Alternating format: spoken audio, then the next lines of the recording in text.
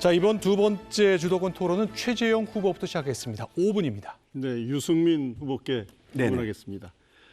작년 5월까지 이제 그 대구 동구을 국회의원이셨죠. 예.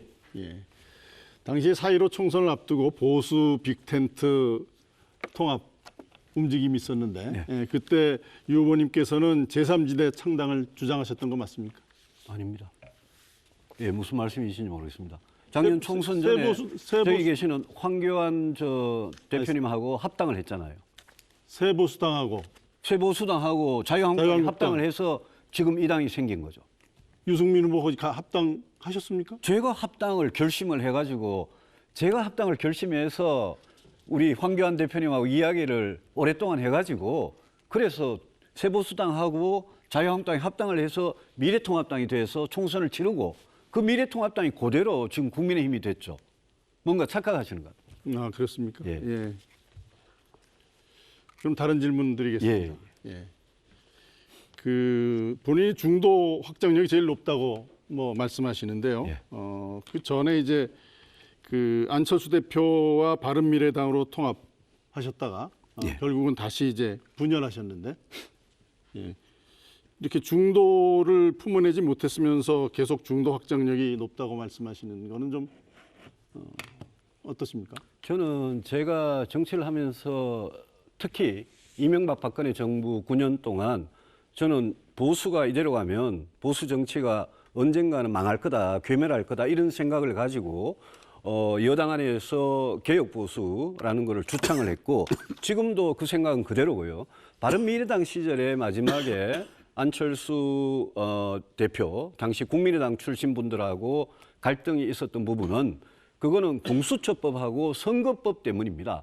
공수처법하고 선거법 때문에 당시에 바른정당 출신들은 그걸 강력하게 반대했고 국민의당 출신들이 찬성을 해주는 바람에 그게 통과가 그 돼서 정도 하시죠. 그게 네. 굉장히 중요한 문제 때문에 그런 알겠습니다. 분열이 있었습니다. 지금 기본소득, 공정소득 뭐 이런 말들을 많이 하고 네네. 있습니다.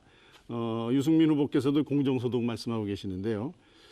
이 공무원 증원과 퍼주기 복지 등 우리가 문재인 정권을 비판하고 있는데 시장 경제를 활성화하고 일자리 창출하는 방법으로 우리 최저 생계비를 좀 올려주고 국민들의 복지를 올리는 방법이 바람직하지 혹시 이 국가가 국민이 소득 보장을 약속하는 게 이게 바람직하다고 보십니까?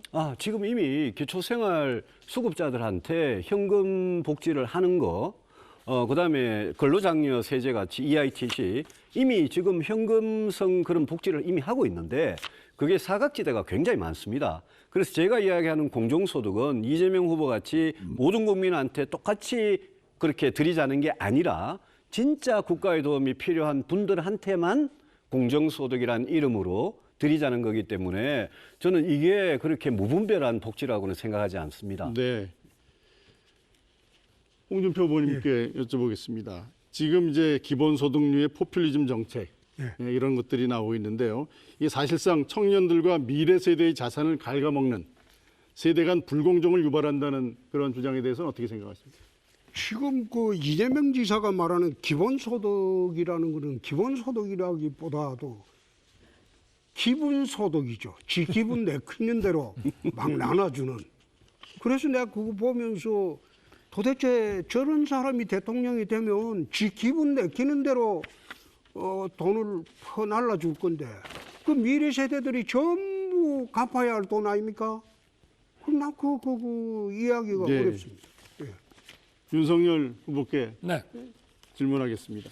화천대유 사건에 보면은 이 검찰 출신 분들이 많이 이름이 거론되고 있습니다. 박영수 특검, 곽상도 의원, 강찬우 검사장 이런 분들이 검찰 출신 인사들이 하여튼 관련돼 있는 것으로 그렇게 거론되고 있는데 검찰총장을 지내신 우리 윤석열 후보의 입장에서 이렇게 검찰 출신들 이름이 많이 관여되고 있는 이 점에 대해서 이 화천대유 이런 상황에 대해서 어떻게 생각하십니까? 떳떳한 일이 아니기 때문에 변호인들을 거의 뭐 재벌 그 사건의 매머드급으로 꾸린 것 같은데 거기에는 또 자기들이 그 검찰 출신들을 많이 변호인으로 또는 고문으로 했다는 얘기는 자기들의 그 사업이 정당하지 못했다는 그런 뜻 아니겠습니까? 네. 그러나 뭐 저는 뭐 과거에도 자, 시간이 됐기 때문에 저 답변 중에 좀 대상자가 잘라 누군지 가리지 죄송합니다만 않고 여기서 엄정하게 법을 집행했습니다. 주도권 토론을 정리해야 될 것 같습니다. 자, 5분 사용하셨고요. 이번엔 두 번째 주도권 토론입니다. 유승민 후보 5분입니다. 윤석열 후보님, 예, 묻겠습니다. 그 평소에 윤 후보님께서 공정과 상식 이걸 이제 제일 강조를 많이 하시고 출마 선언 이후에 지금까지 일관되게 주장을 하세요. 그 윤석열 후보님께서는 다음 대통령이 가장 정말 중요하게 해결해야 될 대한민국의 문제가 한 가지만 들면 뭐라고 생각하십니까? 저는 일자리라고 생각합니다. 일자리. 네. 그러면 이제 평소 주장하시던 공정과 상식은 그거하고는 좀 다르게 궤를 다르게 공정과 일자리다. 상식은 가치이고 우리가 지향해야 되는 예. 기준이고 예. 대통령으로서 해야 할 과업이라 아젠다라고 예, 하면 일자리 좋습니다. 일자리도 공정과 상식이 예. 적용이 돼야 일자리가 또 많이 나오죠. 알겠습니다. 노동시장을 예, 알겠습니다. 유연한다든지. 일자리를 이제 가장 중요하게 생각하시는 네. 거는 뭐 저도 많은 분들이 부동산, 네. 일자리 이게 이제 중요하다라는 거는 공감을 하실 거고요. 네. 일자리 만드는데 그 전략이 제일 중요한 전략이 뭡니까? 지난번에도 한번 말씀을 드렸는데 예. 일단 일자리라는 건 기업에서 나오니까 기업이 일자리 수요가 많이 생길 수 있도록 규제를 혁파해 준다든지 또 공정거래 질서를 만들어주고 또 노동개혁을 통해서 예. 좀 노동시장을 예. 유연화하는 거. 예. 그다음에 뭐 금융이라든가 예. R&D 같은 예. 각종 지원을 노동개혁은 어떻게 네. 하시겠습니까? 노동개혁은 노동시장의 이중구조를 좀 개선을 하고 또 노동 수요 변화 환경에 따라서 예. 임금이라든가 근로조건 같은 것들이 유연하게 적응할 수 있도록 노동의 유연화를 우리가 유도해 나가야 돼요. 그거는 어떻게 뭐 무슨 해고를 자유롭게 하거나 아니, 이런 그거는 제가- 법을 바꾸어서 그러니까 노동의 유연화라는 거는 예. 고용 유연화도 있고 임금 유연화도 있고 근로조건 예. 시간의 유연화도 있습니다. 예, 예. 근데 고용 문제, 해고 문제는 지금 우리 사회에서 예, 알겠습니다. 사회적 해고에 안전망이 잘 안 돼 예, 있기 해고에 때문에 대해서는 지난번 대단히 말씀하셨으니까 어렵습니다. 네네. 그 정도로 알겠고요. 네. 임금 같은 걸 유연하게 하는 그거 자체도 네. 그 노사정 대타협이 안 되면 그거는 힘들 거다라는 말씀을 좀 드리고 싶고요. 저는 이 4차 산업혁명 시대에 혁신 인재를 100만 명을 양병을 하겠다라는 이야기했습니다. 저는 노동개혁, 규제개혁 이런 거 다 중요하지만 네. 저는 인재가 제일 중요하다고 생각을 하고. 저도 거기에 10분 동의하고요. 예. 제 시간을 많이 안 주셔서 그렇지만 제가 말하는 시간 기업 뭐 수요와 충분히 쓰고 계십니다. 공급 예. 측면에서는 예. 지금 유 후보님 알겠습니다. 말씀하시는 혁신 인재가 필요하다는 혁신 인재 얘기입니다. 필요하다는 동의를 수요 공급 하신다. 양쪽에서. 예, 알겠습니다. 박근혜 대통령과 관련해서 하나 물어보겠습니다. 검찰 그러니까 이 특검의 그 박영수 특검의 수사팀장을 하셨죠. 네네. 그리고 중앙지검장을 하셨고요. 네. 검찰총장을 하셨는데 우리 윤석열 후보께서 검찰에 계실 때 박근혜 전 대통령에 대한 재판에서 직권남용 등에 대해서 30년, 또 국고손실에 대해서 12년, 선거법 위반에 대해서 3년, 네. 토탈 박근혜 전 대통령에 대해서 45년을 구형을 하셨더라고요. 네. 그래서 지금 형을 살고 계시고요. 이 수사가 법과 원칙에 따라서 제대로 한 거다라고 이제 늘 강조를 하시거든요. 네. 지금 국민의힘 대선 후보로 출마하시면서 박근혜 전 대통령에 대해서 45년을 구형했던 그게 지금도 나는 잘했다. 그게 옳은 일이다. 이렇게 생각하십니까? 그거는 잘하고 옳은 일이고 뭐 잘못한 일이 법과 아니라 원칙에 따라서 그대로 한 양형 거다. 기준표대로 예. 지금 잘 모르시는 모양인데 예. 검찰의 그 재판에서의 구형도요. 양형 기준표에 따라서 예. 다 구간이 있어가지고 알겠고요. 거기에 따라서 예. 하게 예. 돼 있습니다. 하여튼 법에 따라서 한 기계적으로 거다. 나오는 겁니다. 법에 그거는. 따라서 한 거다. 네. 그러면 법원도 우리- 역시 오케이, 구간에 알겠습니다. 따라서 하게 돼 알겠습니다. 있고요. 예. 네. 그러면 우리 박근혜 전 대통령에 대한 사면에 대해서는 어떻게 생각하십니까? 저는 국민들이 어떻게 생각하실지 모르지만 예. 제 개인적으로는 이제 이 정도 고생하셨으면 예. 좀 대개 돌아가게 해드려야 되지 않느냐. 그럼 하는 생각 가지고 있습니다. 45년을 살아야 된다고 그러셨는데 네. 지금은 사면해야 된다고 그거는 이제 말씀하십니다. 재판에서 그렇게 하는 것이고요. 알겠습니다. 사면은 정치적인 알겠습니다. 문제 아닙니까? 예. 제가 찬스 발언 쓰겠습니다. 네. 남은 시간까지요. 아니요, 예. 뭐 30초를 더 쓰실 수 있습니다. 홍준표 후보님, 예. 지난번 토론 때 저한테 배신자 프레임 질문을 하셔서 제가 다시 한번 질문하겠습니다. 홍 후보님께서 박근혜 전 대통령 문제에 대해서 이렇게 말씀하셨어요. 박근혜 대통령이 춘향인 줄 알았더니 알고 보니까 향단이었다. 그다음에 허접하고 단순한 여자였다. 탄핵당해도 싸다.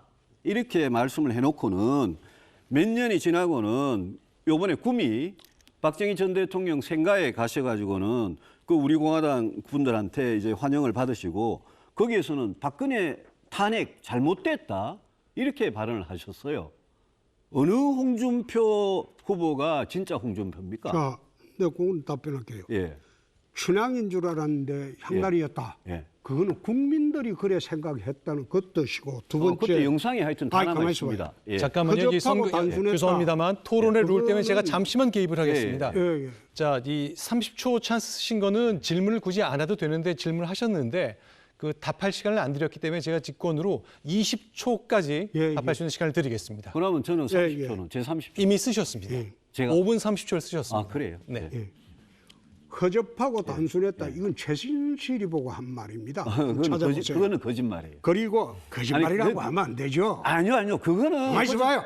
아니 그리고 관클럽에 나가서 말씀하신 게 박근혜 있는데 대통령 지금 와가지고 탄핵 말을 바꾸면 문제는 어떡하십니까? 탄핵 문제는 5년 전이나 지금이나 일관되게 내 반대를 했던 사람입니다. 유튜브 다 찾아보세요. 탄핵 당해도 자, 싸다고 시간이 그거 됐습니다. 인정해가지고 그래 자, 그거 좀 정리하겠습니다. 말씀 저 어떡합니까? 혹시 홍준표 후보께서 더 하실 말씀 있을 때는 30초 찬스를 여기서 쓰시거나 아니면 다음번 주도권 토론 때 이 관련된 얘기를 이어가셔야 좀 될 것 더 같습니다. 있다. 네. 시간 제약 때문에 저희가 공정한 진행을 위해서 부득이하게 말씀을 제한해야 되겠습니다. 자, 이번에는 하태경 후보가 주도할 시간입니다. 5분 드리겠습니다. 예, 윤석열 후보께 공약 관련해서 네. 부동산인데요. 제가 청년 원가주택 네. 보니까 이게 내용적으로 청년 배제주택이에요. 포장물하고 내용물하고 완전히 다르더라고요. 왜 그러냐면은 청년이 34세 이하잖아요. 그죠? 근데 40, 50대도 신청할 수 있게 돼 있죠. 할 수는 있게 돼 있죠. 자녀가 있고 무주택자인 경우에는. 그렇죠. 네. 그러니까 그것부터 청년만 있는 청년원가 주택 아닌데다가 또 중요한 게 청년에게는 34세 이하에게는 거의 가점이 없고 40, 50대에는 가점이 많게 돼 있어요. 내용을 보면 그 가점이 크게 두 경우에 주는데 자녀 숫자에 따라서 가점을 주고 그거는 요거 제가 청년 원가 주택은 질문 마저 드릴게요. 예, 아직 기준을 잡지 않았습니다. 아니, 제가 질문 먼저 드릴게요. 예. 그러니까 이거는 공약집에 있어요. 자녀 숫자에 따라서 가점을 주고 그러면 당연히 34세 이하는 자녀 숫자가 별로 없으니까 네. 가점이 안 돌아가고 또 무주택 기간에 따라서 가점을 주게 돼 있어요. 이건 있어요. 네. 그래서 무주택 기간이 길면은 가점이 큰 거죠. 그러니까 지금 발표된 내용으로 보면 네. 청년은 사실상 배제되는 이런 구조로 돼 있어요. 답변 한번 해보세요. 전혀 그렇지 않습니다. 지금 그 생애 그 첫 집을 지금 택하려고 하고 자녀가 있는 그런 경우에 배려해 주는 거하고 청년 그러니까 40 아래 거기 뭐 34세를 청년이라고 하는 건 뭐 법적인 개념이고 2030 세대를 말하는 것인데 이 비율을 어떻게 할 건지도 아직 안 정했고 그다음에 일반 아니 잠깐만. 그럼 주택 그 청약 부분하고 청년인 경우에는 어떤 기준으로 배정을 해줄지는 그건 아직 정하지 아니, 그러면은 않았습니다. 그건 방금- 나중에 발표하겠다고 했습니다. 방금 하신 말씀이 네.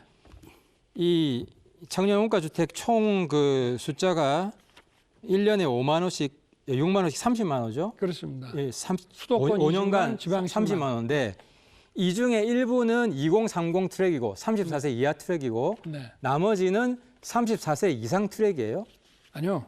방금 그랬잖아요. 일부를 얼마를 배정할지 34세라는 것은 저희가 그냥 2030이라고 하면 30대 후반도 거기 들어가는 건데 그러니까 40 이상으로 저 자녀가 있으면서 무주택자인 분들한테 얼마나 그분들은 또 역세권으로 들어가기 때문에 그리고 이거는 기본적으로 공급을 충분히 해가지고 아니, 제 주택을 질문은 하는 것에 대한 예외로서 아니, 그러니까 좀 전에 들어가는 거기 때문에 그 30만 원 중에 일부는 2030한테 주고 네. 저 나머지는 4050한테 준다 이렇게 그렇죠. 그 말씀하셨잖아요. 비율은 아직 정하지 않았는데 주로 비율을 앞으로 정하실 거예요? 네 그렇습니다. 아니 제가 그러면 이게 청년 원가 주택 이거 자체가 정직하지 못한 공약이죠. 그러니까 네. 비율을 정한 다음에 네. 그죠? 지금 공약은 30만 호가 청년 원가 주택이라 돼 있는데 지금 하시는 말씀은 대부분은 이 중에 그게 일부가 네, 이 중에 대부분은 가고 역세권 아니 비율을 안 정했다 그랬는데 그것도 대부분 간다고. 아니죠. 그건 비율을 안 정했지만 저희 방침은 청년들에게 대부분 주고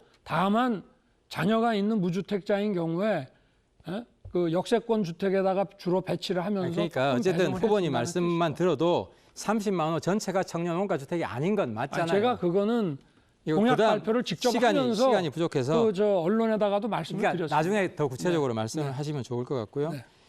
그다음에 아까 말씀하신 역세권 첫집 주택 네네. 무주택자가 가지는 이게 매년 4만 호, 임기 내 20만 호예요. 네.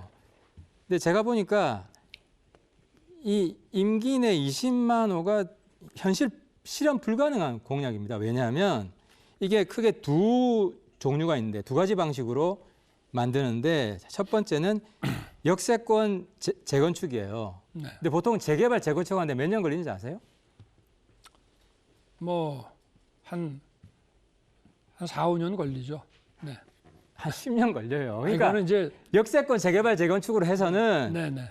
이게 역세권 첫집 주택이 아니라 역세권 방금 말씀하신 건 첫삽 주택이 되는 거예요. 임기 내 첫삽 뜨면은 정말 다행인 거예요. 아니요, 그거는 시작하는 게 아니라 재건축 재개발을 하는 데에다가 용적률을 높여줘서 거기에 룸을 가져온다는 거지.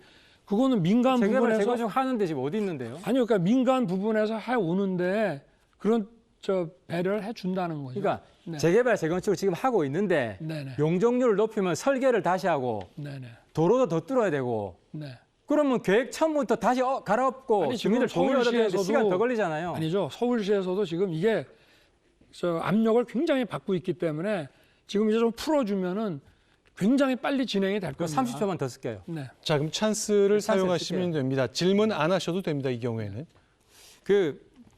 그다음에 역세권 주택 중에 또 한 가지 방식이 입체 복합 개발이라 그래서 뭐 유수지나 네네. 그죠? 또 뭐 공용 차고지, 차량 정비창 제가 이거 수도권에 다 조사해 봤어요. 네. 맥시멈 3만 원밖에 안 돼요. 근데 어떻게 20만 원 만들려고 그러세요? 지금 서울만 해도 그걸 다 하면은 코엑스몰에 24배하고 10배니까 한 34배 정도의 그 땅이 나오거든요. 저희가 계산을 다 해봤습니다. 용적률 얼마 자, 정도? 시간이 됐기 때문에 추가 질문하시는 건 안 되고 용적률을 좀 높이 줘야 많이 줘야 되겠죠. 답변을 마무리. 잘 계산해 보면 3만 원 이상 안 나와요. 자, 알겠습니다. 저희가 그래도 전문가들하고 계산 다 해본 겁니다. 네.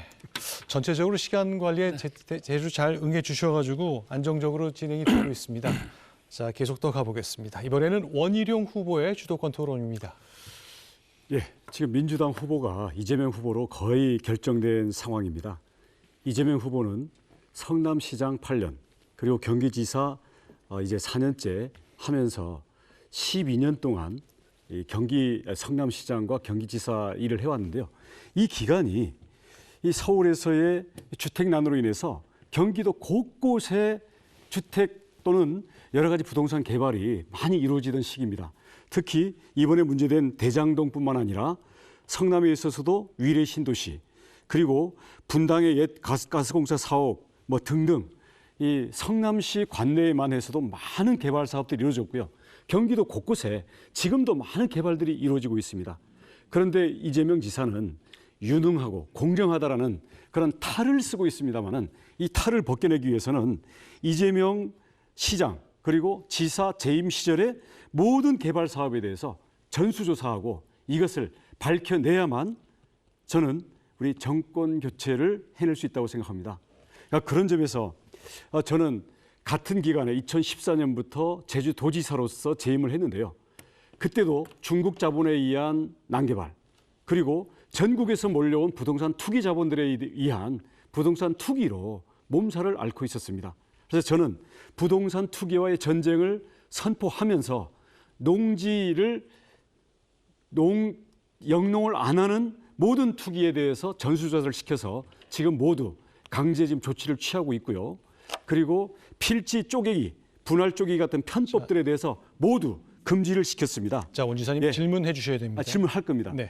그 결과 2016, 2년 만에 중국 자본의 난개발도 잡고 우리 부동산 투기도 끊어서 지금은 안정세로 들어갔습니다마는 이렇게 하기 위해서는 저 자신부터 목동에 갖고 있었던 아파트를 다 팔았고요. 그리고 제한테 주어진 대통령 별장 관사도 어린이 도서관으로 기증하면서 저 자신이 모범을 보였습니다. 그렇기 때문에 저는 부동산 부패와의 전쟁을 위한 자기 자신의 자기 관리, 그리고 실제 그 전쟁에 대한 경험을 갖고 있는데 이를 위해서 우리 후보와 우리 당 지도부가 자기 및 자기 가족들의 부동산 재산 관련에 대한 모든 공개와 함께 앞으로 강력한 원팀 정신에 의한 공조가 필요하다고 생각합니다. 윤석열 후보에게 묻겠습니다. 네. 자기 가족, 저 같은 경우에는 이미 10년간의 가족들의 재산 변동까지 다 공개를 했습니다만은 우리 후보들부터 모두 국민들 앞에 이걸 다 공개하고 이재명 지사와의 부동산 부패와의 전쟁을 해야 된다고 생각하지 않습니까? 그렇습니다. 저도 공직 생활을 하면서 재산 신고도 하고 검사장 승진부터는 제 재산, 부동산을 포함해서 전부 다 공개가 돼 있고요. 그리고 제 부동산이라는 게 그냥 집 아파트 한 채, 두 채 저희 집사람 가지고 있던 거는 팔았고, 그리고 지금도 저희 처명의 그 아파트 한 채와 한 35년 전에 장인이 돌아가서 5인 가족이 상속받은 그 땅, 그거밖에 없습니다. 예, 좋습니다. 네. 다른 후보들님도 전부 같은 마음일 거라고 생각합니다. 네. 우리 홍준표 후보님께 지난 토론과 관련해서 질문할 게 있습니다. 그 여성 할당제를 폐지한다고 하셨어요. 근데 여경 문제에서는 남녀 간의 체력 기준은 다르게 가져가야 한다. 이렇게 말씀을 지난번에 하셨는데 제가 생각할 때는 그것도 일종의 할당제로 작용을 할 것 같습니다. 저는 남녀 비율 제한 이런 거는 없애고요. 동일한 시험과 체력 기준을 적용해야 된다고 생각합니다. 우리 후보님께서는 여성 군인이나 여성 소방관도 다른 체력 기준을 적용해야 된다고 생각하십니까? 지난번에 그렇게 말씀하시던데. 그거는 차별이 아니고 구별이에요. 다른 기준을 적용해야 그렇습니다. 된다고 하시는 거죠? 네. 근데 저는 체력을 요하는 그런 문제는 여성은 여성대로, 남성은 남성대로 그렇게 해야죠. 제가 30분 그거는 써서 차별이 아니고 구별입니다. 찬스를 쓰고 네. 하겠습니다. 우리는 남녀를 뽑는 게 아니라 경찰을 뽑는 겁니다. 같은 직무를 수행하는 거죠. 그럼 체력 기준을 저는 같이 적용해야 된다고 생각하고요. 경찰 업무를 수행하기에 부족하지 않을 기준을 세워서 같은 기준을 통과하면 성별 구분 없이 동등한 업무의 기회를 가져야 된다고 생각합니다. 이는 우리 앞으로 우리 여러 가지 관련된 정책 문제가 나오겠습니다만은 이준석 대표님과도 지속적인 교감을 통해서 이런 정책들을 실현하고 우리 당에서도 적극적으로 정책화해야 된다라는 그런 확신을 갖고 있습니다. 여가부 문제도 마찬가지입니다. 저는 여성가족부를 그냥 두겠다는 게 아닙니다. 지금의 편협한 기능을 없애고요. 양성평등부로 개편을 하는데 여성만이 장관을 해야 된다라는 낡은 기준 또는 잘못된 어떤 페미니즘의 집착 이런 것을 없애서 능력만 있으면 남녀 구분 없이 장관으로 구분하고 균형 잡힌 업무를 하도록 하겠습니다. 네. 자, 5분 주도권 토론 쓰시고 30초의 찬스 발언을 통해 본인의 의견을 주셨습니다. 이 찬스 발언의 속성상 질문은 하지 답변할 시간도 않으셔도 아니었는데. 괜찮습니다. 아니요. 답변할 시간 10초라도 줘야죠. 알겠습니다. 초반에 제가 답변 기회를 안 드렸을 때는 제가 직권으로 20초의 시간을 드린다고 앞서 말씀을 드린 바가 있는데 이건 이미 사전에 합의한 내용대로입니다. 자, 홍준표 후보께 남녀 평등 관련된 20초 시간 드리겠습니다. 여성가족부하고 보건복지부 통합한다고 했습니다. 양성평등부를 둔다는 자체가 여성가족부의 또 다른 변형이기 때문에 저는 그거 반대합니다. 알겠습니다. 간략하게 맞춰주셨습니다. 자, 다음에는 황교안 후보의 5분 주도권 발언 토론 시작하겠습니다. 5분입니다. 우리 안상수 후보께서 지난번 이제 부정선거에 대한 이야기를 또 하신 바가 있다라고 보도가 됐기 때문에 우리 안상수 후보께 질의를 하겠습니다. 선거 조작은 여론 조작으로부터 시작이 됩니다. 저는 당 후보 경선을 중앙선관위가 아닌 우리 당 선관위에서 주관해야 한다고 생각합니다. 원래 사전투표용지에는 법적으로 바코드를 찍게 되어 있습니다. 그런데 4.15 총선에서는 법을 어겨가면서 QR코드를 찍었습니다. 그 왜일까요? 여러분 식당 우리가 식당에 가셔도 다 경험하겠지만 코로나 예방을 위해서 핸드폰으로 QR코드를 찍습니다. 다시 말해서 QR코드는 찍는 순간에 그 사람이 누군지를 판별하는 그런 기능이 있는 겁니다. 그런데 전자개표기는 표가 1번으로 가야 할지 또 2번으로 가야 할지 이것을 이제 분별해야 되기 때문에 기계 내부에 먼저 스캔을 하는 기능을 갖고 있게 됩니다. 그러니까 QR코드로 누군지 판별이 된 상황이 되는 거죠. 그런 상황에서 그가 누구를 찍었는지 어떤 정보가 스캔돼서 중앙선관위 빅데이터에 들어가게 되는지 하는 이 점에 관해서 제가 말씀을 드리는데 기능상 그렇게 되게 돼 있다는 것이죠. 스캔하는 순간 그 정보가 중앙선관위원회에 빅데이터로 들어가게 그렇게 되어 있습니다. 그것을 위해서 법을 어겨가면서까지 바코드 대신 QR코드를 사전 투표용지에 찍어 놓은 것으로 이게 보여집니다. 이런 과정을 통해서 빅데이터를 가지고 있는 중앙선관위는 하고자만 하면 얼마든지 자신들이 입맛에 맞는 후보를 조작해낼 수 있는 것입니다. 자, 황교안 후보님 질문을 해주셔야 됩니다. 예, 조만간 하겠습니다. 네. 네. 그런 중앙선관위원회에 우리 당 대통령 후보 경선을 맡기면 되겠습니까? 그래서 제가 계속 안 된다는 말씀을 드리고 있는 것입니다. 아울러서 여론 조작에 앞서서 언론의 편파적인 보도가 여론 조작의 도구로 사용될 수 있다는 점도 무겁게 말씀을 드립니다. 이것은 굉장히 심각한 문제고 또 중요한 문제이기 때문에 경험이 많으신 우리 안상수 후보님께 여쭤보는 것입니다. 우리 당 대선 후보 경선은 중앙선관위가 아니라 우리 당 선관위가 해야 된다라고 제가 얘기하고 있는데 우리 안상수 대표께서는 이 의견에 관해서 어떤 생각이신지 한번 의견을 듣고 싶습니다. 우선 저는 지난 4.15 선거 직후에 우리 당의 민경욱 의원이 그 부정선거에 관한 설명을 듣고 일리가 있다고 생각을 해서 제가 인천시당 위원장으로서 민경욱 의원이 부정선거에 관한 투쟁을 하는 것에 대해서 적극 성원을 했다는 말씀을 드리고 이 점에 대해서 우리 국민 여러분들께서도 많은 의구심과 또 미래에 대한 걱정으로 함께 하고 있다는 것을 알고 있습니다. 우리 황교안 전 대표께서도 사실은 가장 바람직한 것은 당시에 그 당에다가 그런 위원회 같은 것을 만들어 주셔서 그것을 신고받고 조사한 것을 사법당국에 시간이 좀 많이 가니까 하고 뭐 이렇게 했으면 좋았는데 중앙선관위, 당선관위 어디에 맡기는 것이 맞겠는지에 저는 대해서 의견을 묻습니다. 당선관위에서 직접 해야 된다고 생각하는 사람들이 예, 감사합니다. 네네. 우리 최재형 후보께 묻겠습니다. 우리나라의 저출산 문제는 심각합니다. 청년들이 아이를 낳는 것을 두려워합니다. 저는 그래서 첫째 나면 30만 원 지금 주고 있지만 100만 원, 200만 원, 350만 원까지 주는 이런 넷째 아이까지 월 350만 원까지 주는 이런 시스템을 이야기를 하고 있습니다.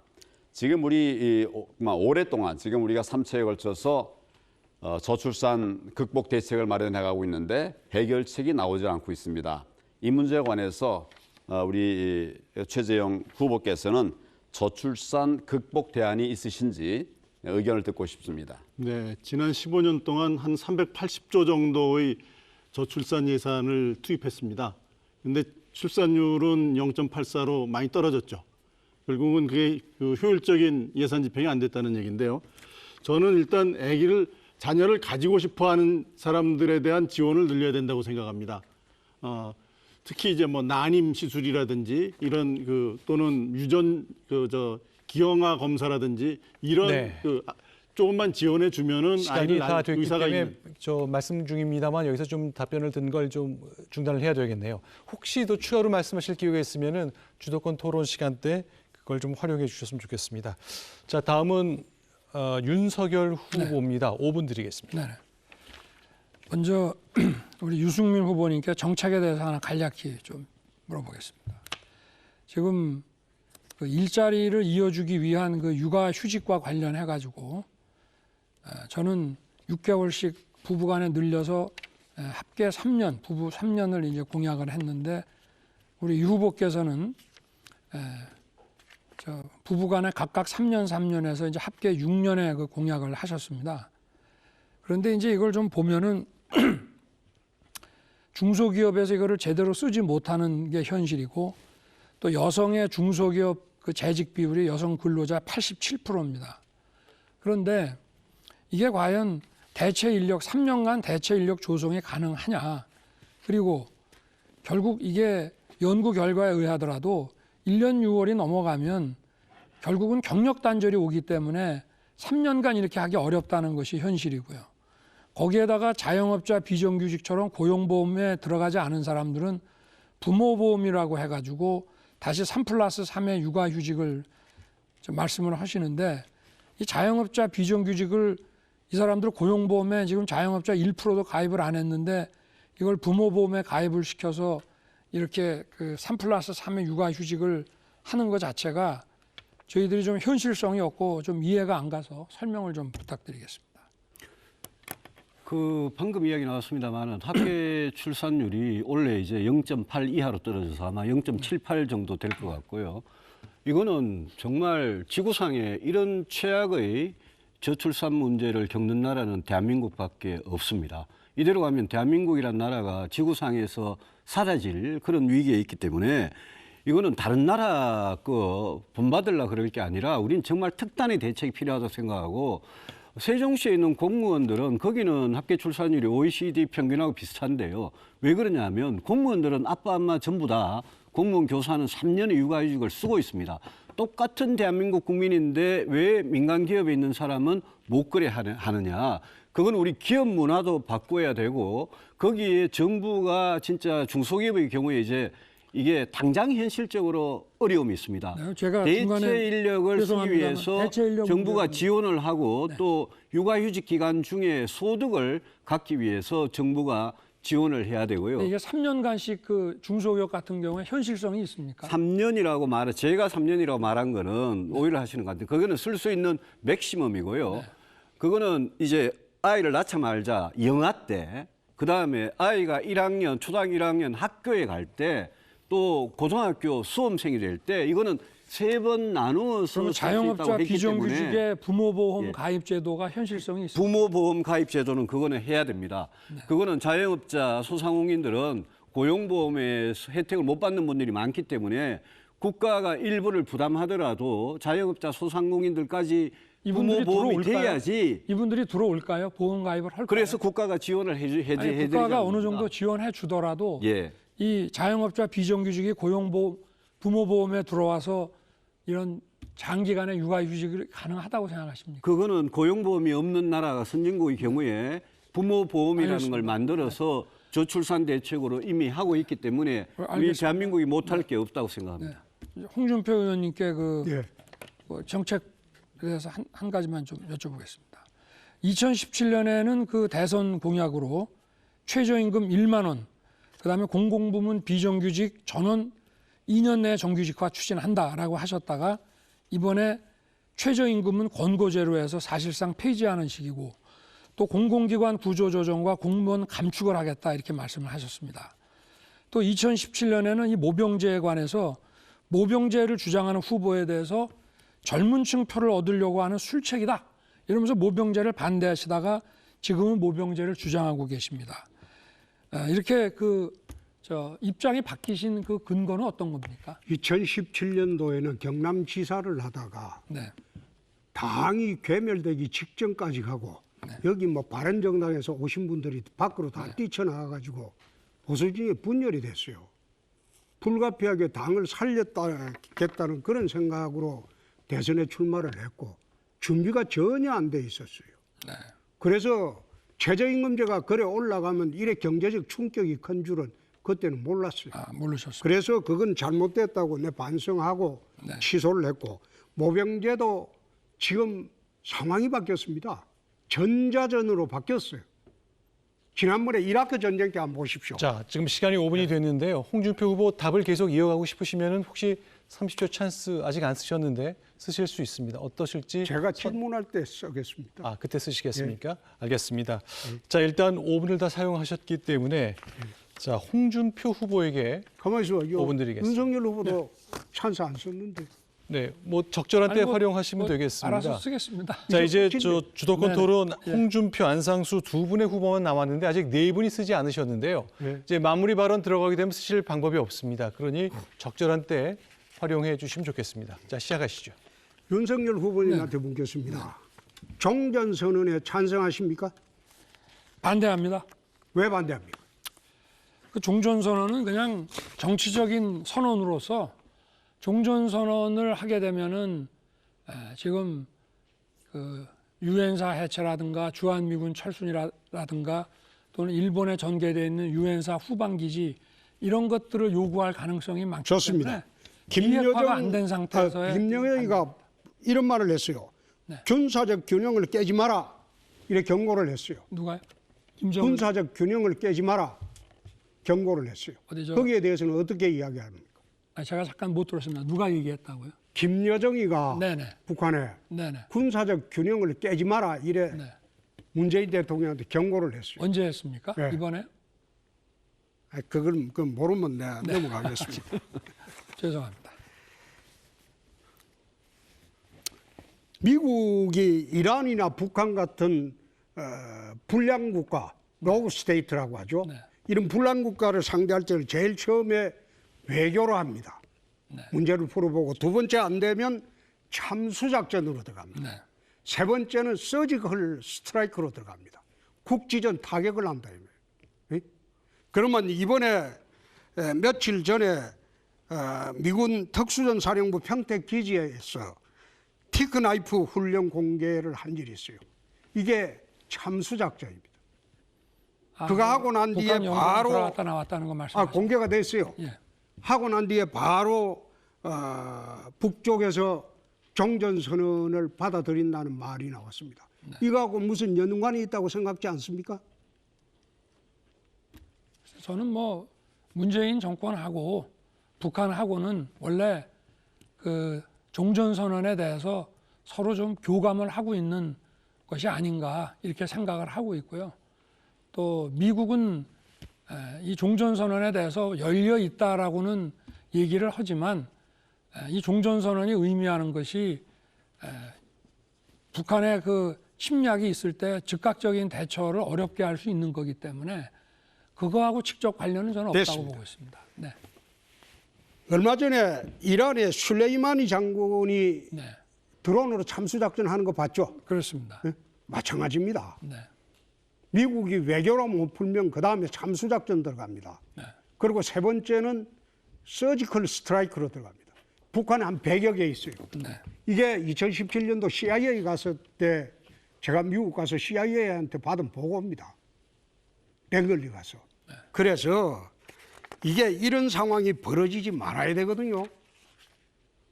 94년도 클린턴이 북폭을 하려고 했을 때 영변 YS가 막았어요.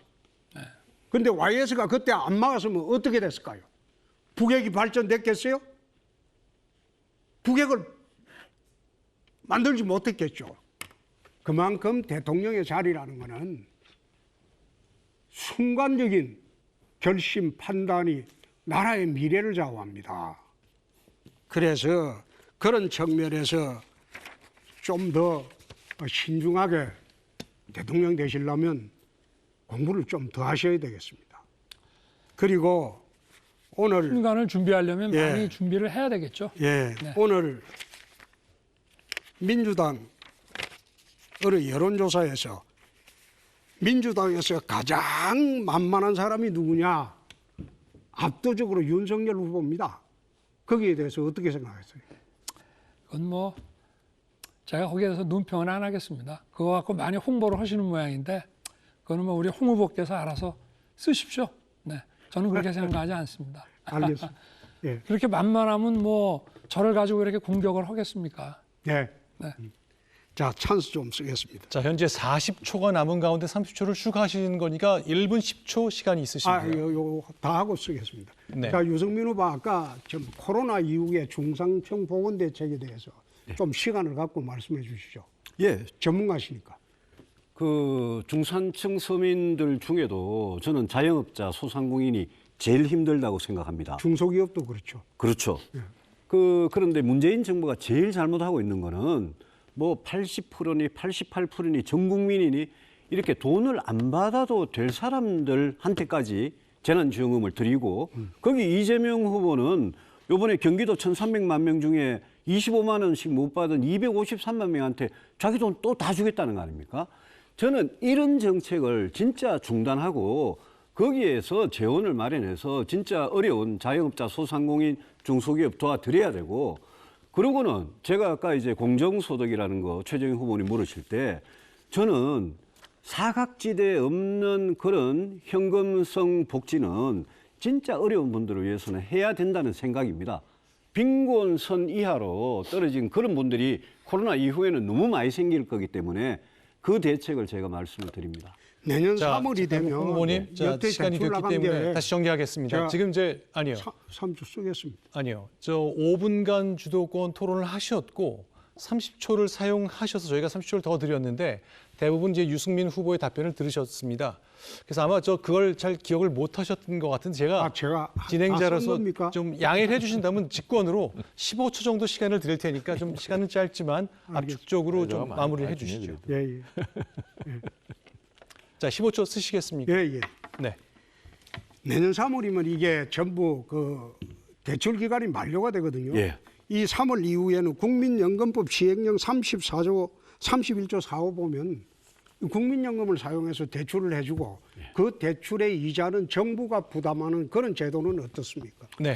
자, 여기까지 듣겠습니다. 이미 시간 관리상 예. 5분에 30초를 쓰셨고 발언이 좀 오갔기 때문에 아니요. 죄송합니다만 이제 형평성 때문에 15초를 추가로 드렸으니까 아니 저 답변은 다른 후보들도 시간이 됐기 15초씩 다 때문에 드리시죠. 형평성 맞으려면. 네, 이제 찬스도 사용을 하셨고 그러니 여기서 좀 말씀을 좀 끊어야 되겠습니다. 양해를 좀 해주십시오. 하여튼 뭐 저는 국민연금 쓰는 건 반대입니다. 예. 네. 자, 여러 가지로 이제 양해를 잘 해주셔서 고맙습니다. 이제 마지막 순서입니다. 안상수 후보가 주도권 토론 5분 쓰실 수 있습니다. 우리 최재형 원장님은 아주 인격적으로 훌륭하고 올곧게 살아오신 걸로 아주 유명하셔서 뭐 저도 아주 굉장히 존경을 합니다만은 남욱 변호사라고 기억나시는지 모르겠네요. 남욱이라는 최근에 뭐 제가 재판했다 그래서 네네 좀 알아봤습니다. 예. 남욱이라는 사람은 이제 지금은 현재 한 1,000억 정도를 뭐 배당을 받았겠지만 띄어먹고 지금 미국으로 도망갔어요. 가족이랑 같이.